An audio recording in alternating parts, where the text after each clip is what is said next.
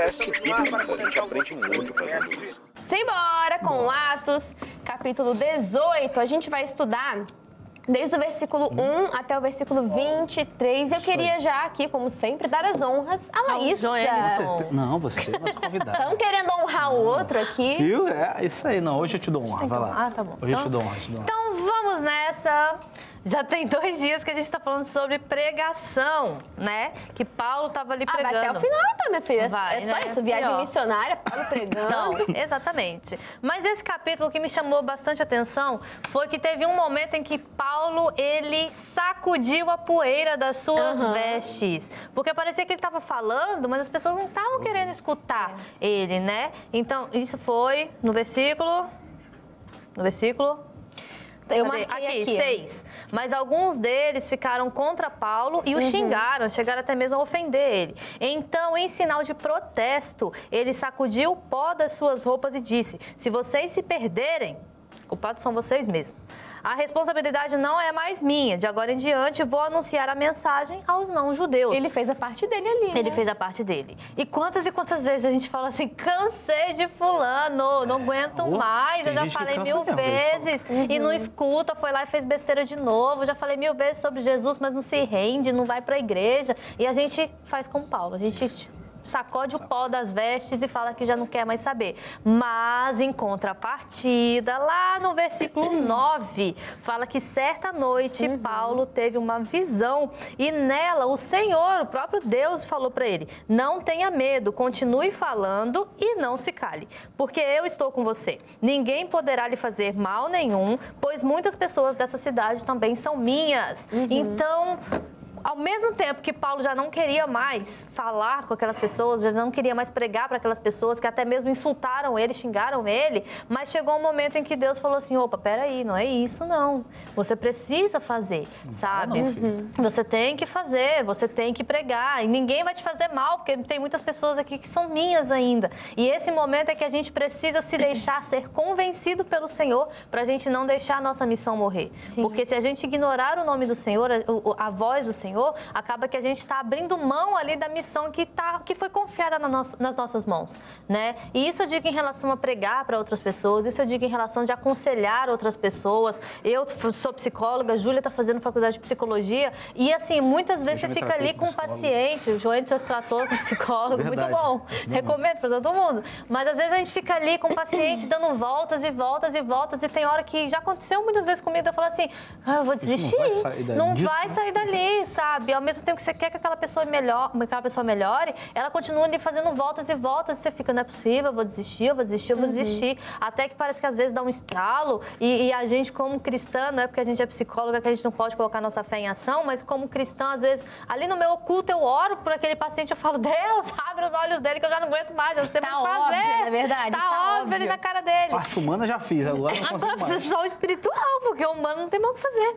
E é exatamente isso. E aí a gente precisa deixar a gente ser renovado por Deus e convencido por Deus para a gente continuar com aquilo ali que a gente está fazendo, pregando, falando, exortando, porque senão outras pessoas vão se perder. Aqui, como Paulo falou, né? Se vocês se perderem, o problema agora é de vocês. Não, acaba que é uma responsabilidade nossa. A gente não queria que fosse, né? Porque ter outras pessoas como nossa responsabilidade é muito sério, mas acaba que é uma responsabilidade nossa também. Sim, e uma missão que a gente tem, né, de levar a palavra. E tanto no sentido espiritual como no emocional, o lado humano, eu fiquei pensando Paulo, porque pensa, não só esse episódio, mas aqui também mostra o quão rejeitado ele era, né, pelos judeus, porque ele levava a mensagem, levava ali a salvação, pela graça, ele pregava e não davam ouvidos para ele. Não. Tratavam mal, xingavam, né? Isso quando não chutavam para fora, parecia até que estava morto, na verdade. Você indo no lugar e sendo tratado assim, você não volta. Então, exatamente. E ele fazia isso constantemente, né? E pensa, se o coração... Lá no início do capítulo fala que todo sábado ele estava lá pregando. Então, assim, ele persistia aquilo dali, né? Ele continuou a persistir, mas chegou um momento que ele falou: lavo minhas mãos, sacudo minhas vestes e vou embora. Porque se o coração dele se fechasse completamente, justamente por conta desse grupo que não estava aceitando a mensagem, ele poderia até pensar que era por conta dele, né? Será que sou eu que não estou pregando direito? Mas ele compreendia que era uma venda que estava nos olhos deles. Mas enfim. E você vê que ele tinha essa persistência, né? Sim. No versículo 4 fala isso, né? Que todo sábado ele ia na sinagoga e convencia aos judeus e gregos, né? Ele disputava. E se você pular para o versículo 19, é a mesma coisa quando ele chegou em outra cidade. Ele chegou em Éfeso e deixou ali o casal que foi com ele, mas entrando na sinagoga, ele disputava com os judeus. Então ele tinha essa prática, né? Ele chegava na cidade, na sinagoga, e ele ia lá e ele sabia para que ele foi chamado. Mesmo que ele tivesse todos esses percalços no caminho, ele não parava. Sim. Exatamente. Ele sabia como lidar com esse sentimento de rejeição, né? Ele passou por isso várias vezes. Se o coração dele se fechasse por conta desse grupo, talvez também se fecharia para um outro grupo que estava ali com o coração aberto, com o coração disposto, que após a pregação você via qual que era a reação deles. Muitos aceitavam ali a Cristo, recebiam a mensagem com muita alegria, não é verdade? Então a gente vê que o apóstolo Paulo tinha muita sabedoria também, porque ele conseguia diferenciar isso. Em nenhum momento ele tomava para si isso, né? Estão rejeitando, mas é a mim. Não, eles estavam rejeitando a mensagem que Paulo estava pregando. Foi o que a Laísa comentou há uns dias atrás, acho que foi semana passada, falando da questão dos pastores que levam a palavra. Sim. Porque quantos pastores, quantas pessoas que levam a palavra não se sentem assim, né? Exatamente. Eu tô falo, eu prego para a igreja, eu prego para um familiar, só que parece que eu falo uma coisa e a pessoa faz o contrário. E entra no ouvido e sai pelo outro. Mas existe uma bênção para a pessoa que não sai daquilo que Deus ele falou, né? Nessa constância, porque vai falando, para quem está ali com o coração aberto, vai entrar a palavra. E se a gente for comparar com o próprio Espírito Santo, na palavra vai falar para não se apagar o Espírito. Sim.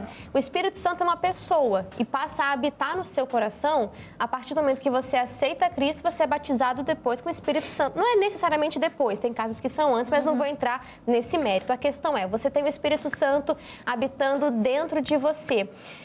E isso te incomoda para certas coisas, te dá paz para certas coisas e você sabe o que fazer, o que não fazer, por qual caminho seguir, qual não seguir, enfim. Só que ele vai falar, ele vai te incomodar, não faz mais isso, mas tem uma hora que a pessoa pode apagar o espírito. Ela vai silenciando, tem uma hora que ele para de falar e aí é o grande problema. Por quê? Ele vai te sinalizar coisas do espiritual, né? Exato. Coisas do coração de Deus. De repente, você está indo por um caminho, você acha que está tudo bem. Tem caminhos que para o homem parecem bons, mas no final é de morte. E o Espírito sabe que é de morte. Ele vai sinalizar, mas se você apaga o Espírito, é assim como uma pessoa. Você se cansa, você mesmo falou, né? Tem uma hora que você está ali, está tão óbvio, a pessoa não percebe, mas que você venha para o lado espiritual, não apagar o Espírito, porque ele vai avisar no seu coração, ele vai dar direção para você. E se você apagar o espírito, pode ser que uma hora ele se cale. Sim. Por completo. Exatamente. E aí a pessoa tá encrencada.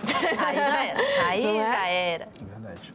É isso aí. E aí, Joe? É isso. Bom, é isso. Agora tá pra gente aqui intervalo. Não, agora acabou. Intervalo. Já acabou? Intervalo de 48 horas. Não, 48 não, que hoje é final de semana, né? É verdade. Eu não vou me assustar com essa barata, Oi? Joé. Eu não vi ela aí, não. Você acabou de jogar ela perto de mim. Não funcionou, Júlia. Não funcionou, Júlia, mas depois a gente... só funciona com a Júlia. Bom, e é nesse clima Para que esse negócio de botar barata na minha caneca, no mouse. Pode parando com esse negócio. Bom, galera, vamos partir. Foi um prazer estar aqui com você mais esse dia aqui do Jaé. Valeu, Laísa, valeu, Júlia Nobre. Muito obrigado a você. Valeu, Barata, participação especial. Valeu, Barata. Até segunda, gente. Bom final de semana. Tchau. Tchau. Nosso podcast Bíblia, a gente aprende muito fazendo isso.